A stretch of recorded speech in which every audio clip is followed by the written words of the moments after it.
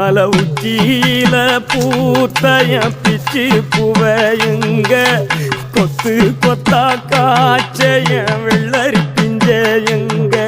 சமீபத்தில் மாரி செல்வராஜன் அவர்களுடைய வாழை மூவி வந்து ரிலீஸ் ஆயிருந்தது.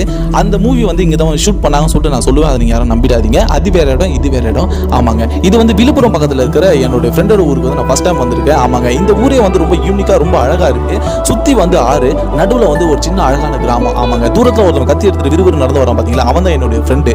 ஆமாங்க, இன்னைக்கு கைப்புள்ள கையில் கத்தி எடுத்துறான். எனக்கு எத்தனை இளநீ வெட்ட போகிறான்னு சொல்லிட்டு எங்களுக்கே தெரியல. ஸோ நீ வந்து இளநீ வெட்டி மச்சான், நான் போயிட்டு உள்ளே போயிட்டு இந்த தோப்புலாம் ஒரு ரவுண்ட் அடிச்சு வரேன்னு சொல்லிட்டு நான் வந்து வாழைத்தோப்புள்ள போயிட்டேன். என் ஃப்ரெண்டோட தம்பி வந்து கடகன்னு மரத்தில் ஏறி பல இளநீ வந்து வெட்டி போட்டுட்டா கீழே சடசடன்னு.